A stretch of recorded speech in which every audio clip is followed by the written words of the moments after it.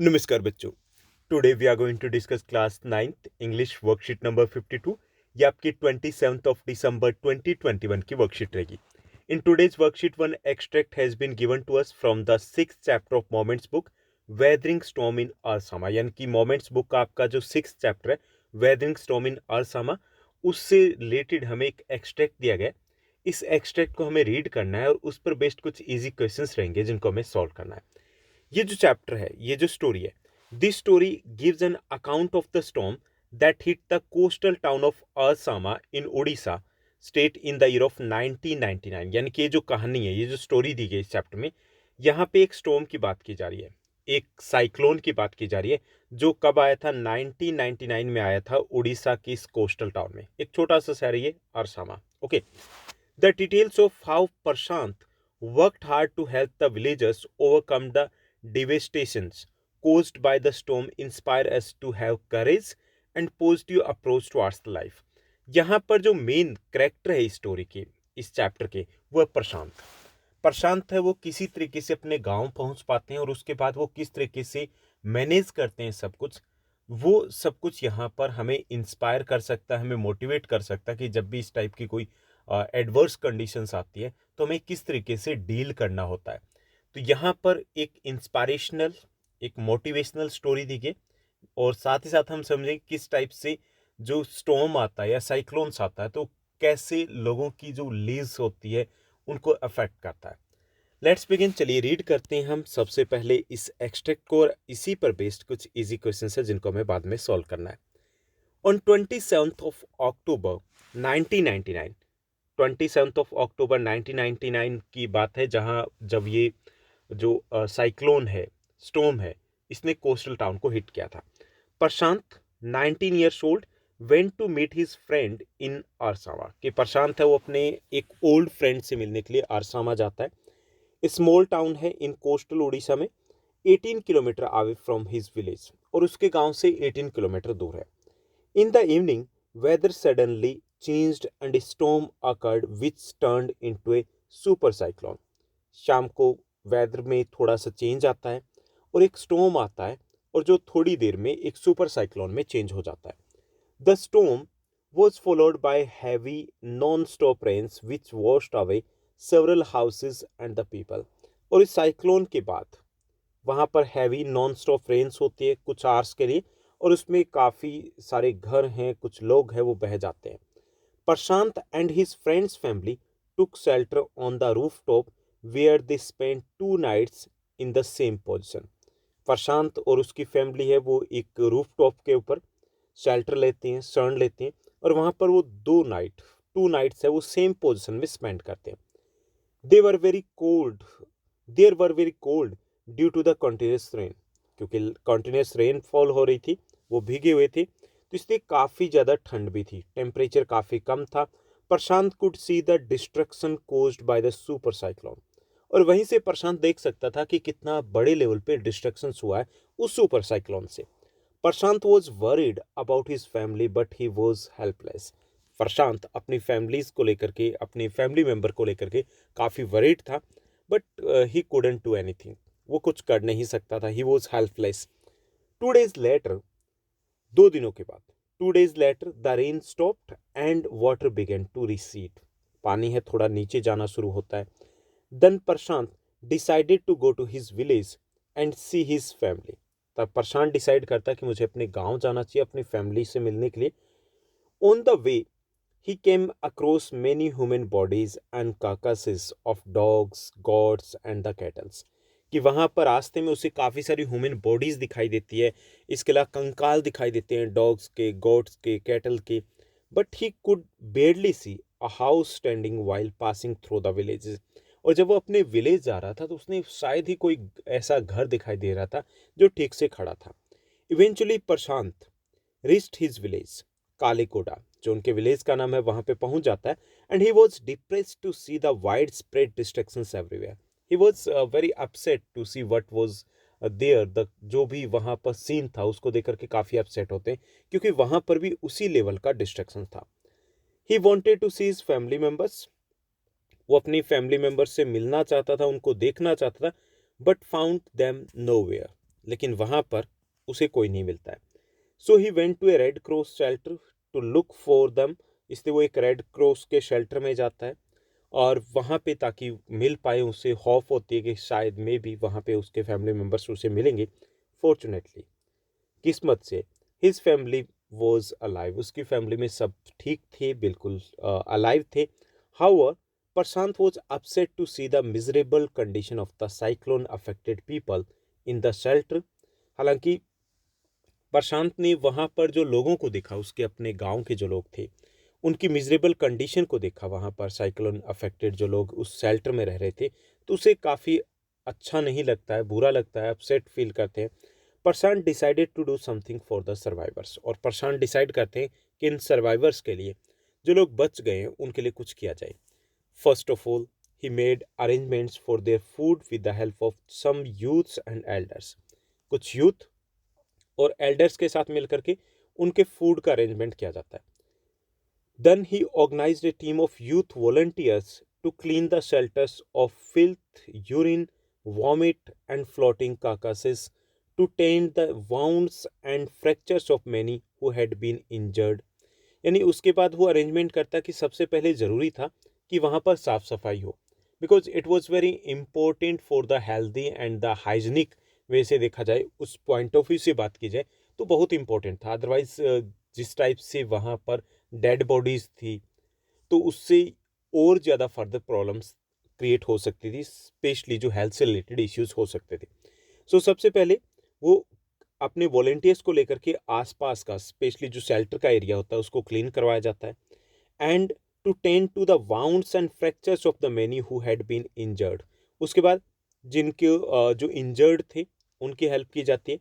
On the fifth day, a military helicopter dropped some food parcels. Fifth day है, एक military helicopter है, कुछ food parcels वहाँ पे ड्रॉप करता है, बट इट डिडंट रिटर्न। लेकिन ये दोबारा से लौट करके नहीं आता है। Prashant and others devised a plan to attract the attention of the helicopter. अब जो प्रशांत है और अपने फ्रेंड्स के साथ मिलकर के वो एक प्लानिंग करता है कि कैसे हेलीकॉप्टर को अट्रैक्ट किया जाए। The plan was successful and after that the helicopter started dropping food packets and other basic needs regularly. उसके बाद जो हेलीकॉप्टर है वो रेगुलर बेसिस पे उनको सप्लाई करने लग जाता है, जो फूड रिक्वायरमेंट या बेसिक उनकी रिक्वायरमेंट होती है। Prashant rehabilitation work went on ceaselessly. उसका जो रिहेबिलिटेशन वर्क है वो भी उसी तरीके से प्रॉपर तरीके से मैनेज किया गया था। He bought he brought the orphaned children together and put up a polythene sheet shelter for दम।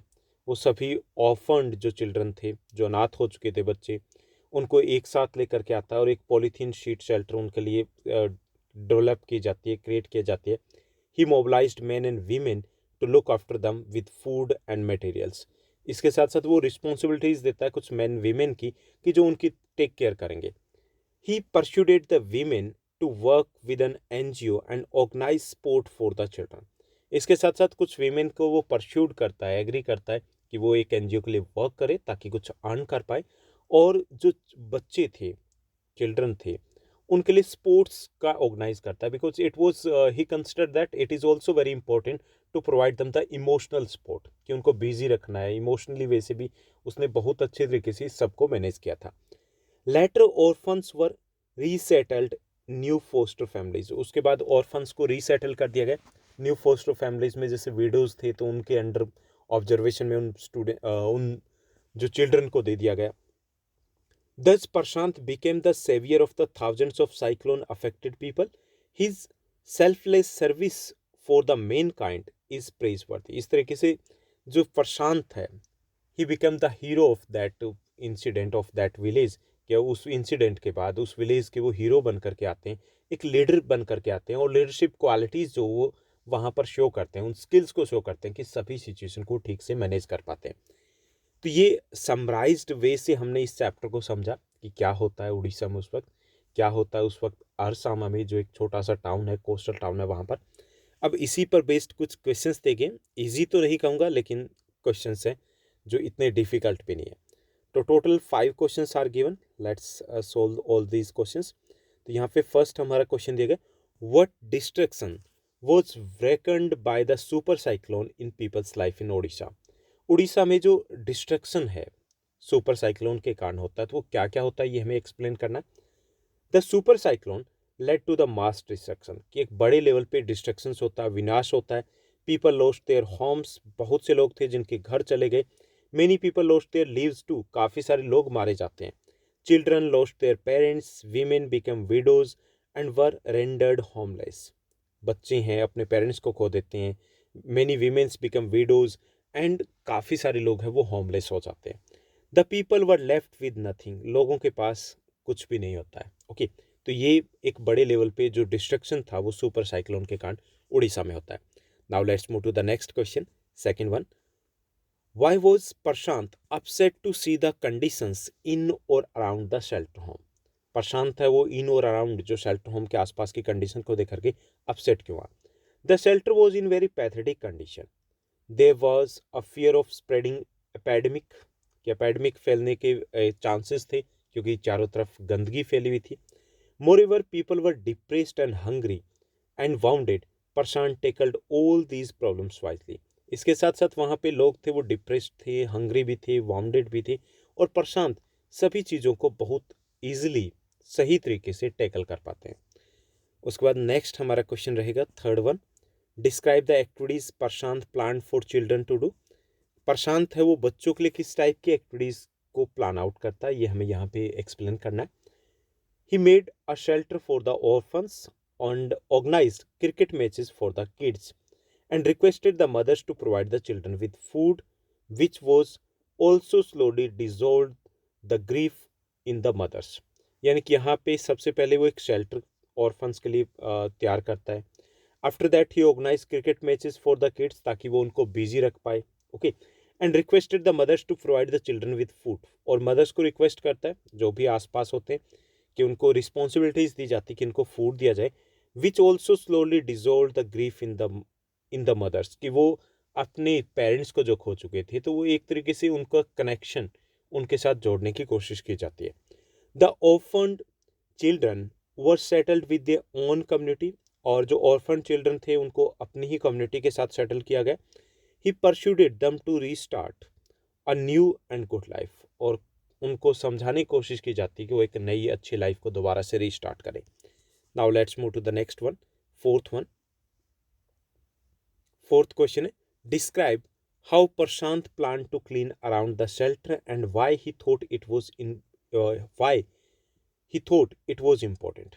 कि जो प्रशांत है वो कैसे इस शेल्टर को क्लीन करने की प्लानिंग करते हैं और उन्हें क्यों लगता कि ये इम्पोर्टेंट था.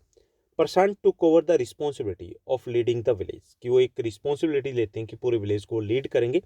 And he was instrumental in organizing the survivors into the groups to cook, clean and rebuild the village from scratch. और जो सर्वाइवर है उनको वो ऑर्गेनाइज करता है, कुछ ग्रुप्स कुक करते हैं, कुछ क्लीनिंग में लगाते हैं, कुछ रीबिल्डिंग में लगते हैं. He supervised the rebuilding of shelters and made sure that people who were wounded and injured received adequate medical help. किसने देखा कि किस तरीके से जो रीबिल्डिंग की प्रोसेस होती है उसको सुपरवाइज करता है, साथ साथ वो इस चीज़ को भी मैनेज करता है कि जो वाउंडेड और इंजर्ड हैं उनको एडिकेट मेडिकल हेल्प में मिल पाए. ही thought that it was very important for being healthy and hygienic. ये जो क्लीन करने के लिए जो कैंपेन था या इस प्रकार की चीज़ें थी, और जो प्रशांत था उसे लगता था कि ये हेल्दी और हाइजीनिक रहने के लिए काफ़ी इंपॉर्टेंट है.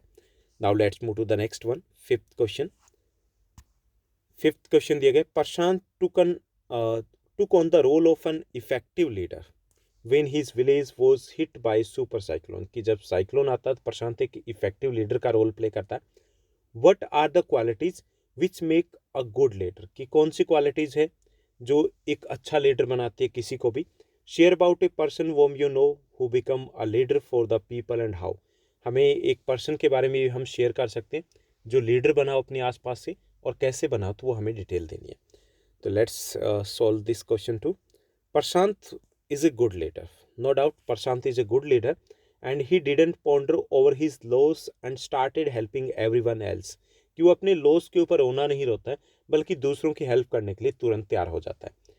A good leader manages to utilize people and resources to bring the fruitful results, कि एक अच्छा लीडर कौन सा होता है जो रिसोर्सेज को ठीक से यूज़ कर पाए ताकि वो एक्सपेक्टेड जो भी हम एक्सपेक्ट करते हैं वो आउटकम्स हम ले पाएँ। The need of the hour was to fulfil the physical as well as the mental needs of the people in crisis. जो उस वक्त नीड थी कि उनकी फिजिकल प्लस मेंटल दोनों नीड को पूरा करना था। Prashant managed and motivated his village folks to fulfil those needs, कि प्रशांत है इन सब चीज़ों को मैनेज भी करता है और अपने जो यूथ होते हैं विलेज के उनको मोटिवेट भी करता है, गाइड भी करता है कि ये सारी नीड्स है वो पूरी हो पाए। तो ये हमने देखा किसके बारे में, प्रशांत के बारे में। अब हम बात करेंगे कि अगर हमें लीडर बनना हो तो उसके लिए कौन सी स्किल्स चाहिए। The most important qualities of a leader are communication skills होनी चाहिए, ताकि हम दूसरों के साथ इंटरेक्ट किस वे से करते हैं, कितना इफेक्टिव वे से करते हैं। प्लानिंग एंड ऑर्गेनाइजिंग स्किल्स बहुत इंपॉर्टेंट होती है लीडर्स के लिए। Problem solving and decision making skills होनी चाहिए। And developing and coaching others skills होनी चाहिए ताकि हम दूसरों को गाइड कर पाएँ। एंड बिल्डिंग रिलेशनशिप्स, ये भी इंपॉर्टेंट होता है क्योंकि एक टीम वर्क में ही लीडर वर्क कर सकता है। वो जो एक्सपेक्टेड जो है आउटकम्स है, पॉजिटिव आउटकम्स है, तभी आ सकते हैं। One of my friend Anuj become the torch bearer in his village. Last 2 years back की बात है, यूपी के गांव में वो विलेज हेडमैन बने। And that village completely and transformed that village completely in all ways. और उस पूरे गांव को उन्होंने लास्ट 2-3 years में पूरी तरीके से उन्होंने चेंज कर दिया है। ओके, इसके साथ साथ बहुत सारे ऐसे लोग होंगे आपके आसपास जो लीडर बने हैं जिन्होंने सब कुछ चेंज किया। हमारे खुद की स्कूल के principal sir mister R P. Singh है, जिनको हम हमेशा मिशन मैन के नाम से जानते हैं। हमेशा वो एक नया टास्क लेके चलते हैं और पूरा जो स्कूल है उसकी जो परफॉर्मेंस है, हमारी खुद की जो परफॉर्मेंस है, वो उन्हीं की स्किल्स के कारण है, एक अलग लेवल के ऊपर है। तो ये थी हमारी आज की वर्कशीट जो काफ़ी लेंथी थी लेकिन ईजी थी। आई होप सब कुछ आपको अच्छे से समझ में आया होगा। अगर आपको ये वीडियो, ये वर्कशीट अच्छी लगी तो इस वर्कशीट को लाइक और शेयर ज़रूर कीजिएगा। आज के लिए बस इतना ही। Thank you, bye bye, have a nice day.